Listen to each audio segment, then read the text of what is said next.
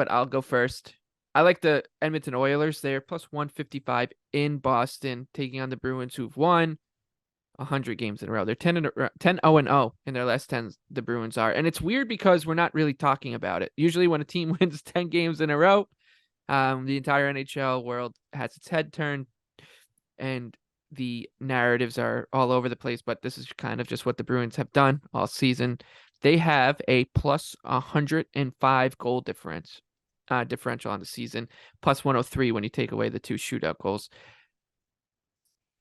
Outrageous. But I like Edmonton here for a couple reasons. One, this bet is completely moot if Jack Campbell starts. I don't expect he will. I'm pretty sure the Oilers are going to keep going back to Stuart Skinner as their starting goalie down the stretch here. It's just he's won the job fair and square, and he's been solid for them.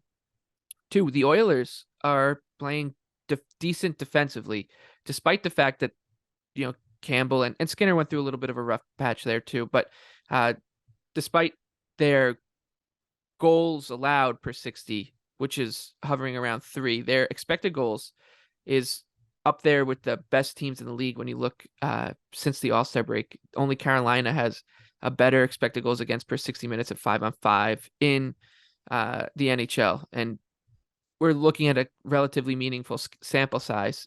Now we're on a month. It's about 15 games for most teams, between like 13 and 15, and high danger scoring chances. Edmonton is third in the league. Dallas is first, Carolina second, then it's Edmonton. If your defense is playing that well, you get average goaltending, and you have Connor McDavid on your team, and you're a plus 155 underdog, I'm going to take it. Yeah, and I thought Edmonton played them really well in the game in Edmonton. It was a 3-2 loss. But if it's going to be that kind of affair, I completely agree. You're getting a really good number. Although, with that said, I think I've been saying this a lot for Boston, and it continues to hold true. When they play the elite teams, it doesn't seem like they're blowing them out of the water. I saw an interesting sheet put together on Twitter this week of Boston's analytical results versus top sides, and they were extremely modest. And I know that's one of those things where it's like ultimately who really cares? They have all mark, they're finding ways to win them.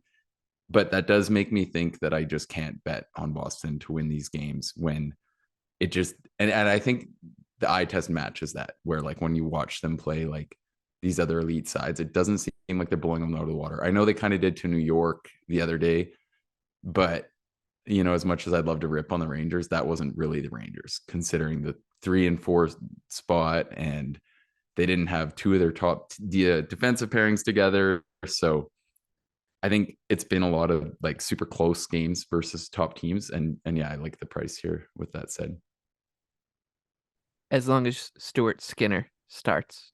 100%, you cannot do it with Campbell in. That is What about you? You have an underdog for us on Thursday? Yes, I like an actual team in this one. Although the goal scorers were doing okay because McCann came through for us.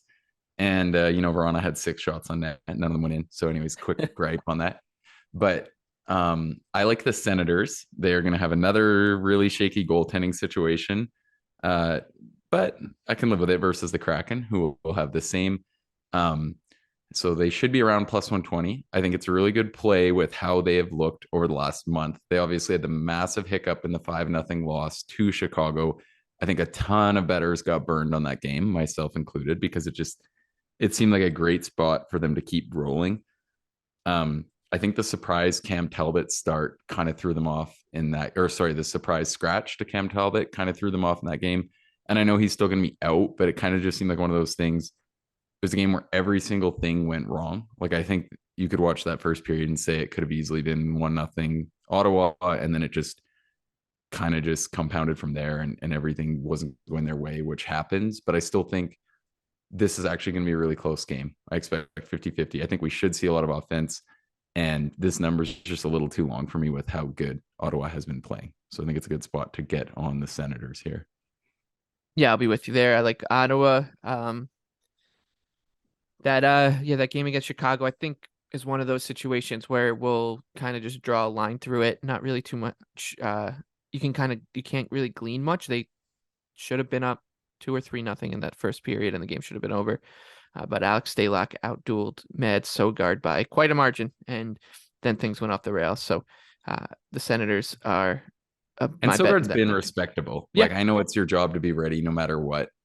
He was not ready, it didn't seem like. And it was just one of those things, like a comedy of errors for the Senators in that game. But I think I can trust him versus Seattle. And it's not like he's going to give them, that much of a deficit compared to what Seattle has in goal. So I yep. think considering how I expect the gameplay to look, this is a pretty solid bet.